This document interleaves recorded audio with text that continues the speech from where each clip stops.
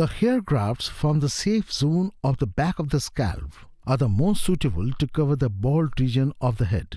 In this procedure, hair grafts from one area called donor zone are harvested and are transplanted into balding zone.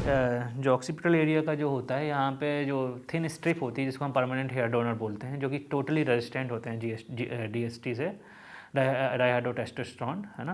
But हमें जो use करना होता है वो extended donor area चाहिए होता है. So relative sensitivity is there.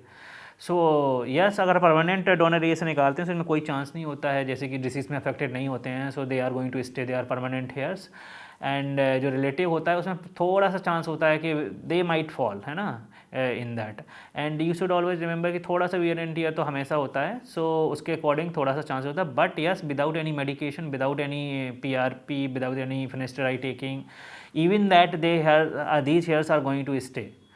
So medication is required to protect remaining जो हमारे बचे हुए बाल हैं जो कि सेंसिटिव एरिया में हैं, जो टॉप ऑफ दैट स्कैल्प, है ना. If they are there, so but जो ट्रांसप्लांटेड हेयर्स हैं उनके लिए इन सब चीज़ों की ज़रूरत नहीं होती. अगर नहीं भी करेंगे आप तो भी ये रहेंगे आपके बाल, ये नहीं जाएंगे.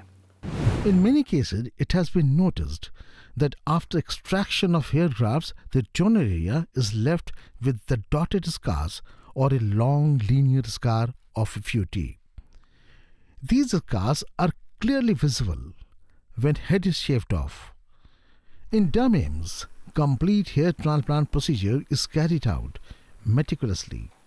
In order to avoid big dotted scarring, imported coal punches are used, which reduces the chance of prominent scarring considerably. This is a coal punch which is of 0.85 size, है ना, साइज का पंच है. So it's a very small and that is also outer diameter. So very very small. तो अगर अब बाल कोई बहुत छोटे से भी रखता है तो भी ये नेकेड आई से नज़र नहीं आएगा दूर से देखने में. इसलिए इसको कुछ लोग बोलते हैं कि स्कारलेस सर्जरी है.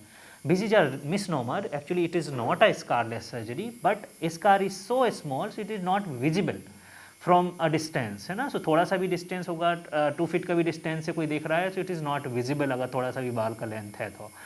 सो that's why scar is very dotted और ऐसा कोई डिप्रेस स्कार नहीं होता. It's just a hypopigmented scar. So बहुत ही और फेंटली विजिबल होता है. As I have told you कि दूर से अगर थोड़ा सा भी अब डिस्टेंस होगा तो विजिबल नहीं होगा. And no sutures are needed. And bleeding वगैरह का रिस्क ऐसे नहीं होता है आर्टरी कटने का, यू नो. सो इसमें that is a more safer way and more precise and we can harvest more area can be covered, more grafts can be taken out, surgery can be repeated. So there are many advantages, but कुछ ही इसके वो disadvantage हैं. अगर hair is too curly, then we cannot take out, है ना. if C-shaped में होता है तो then we cannot take out with this. So for that we need FUT. Dermims is always here to help you and bring smile on your face. Please log on to www.dermsam.com.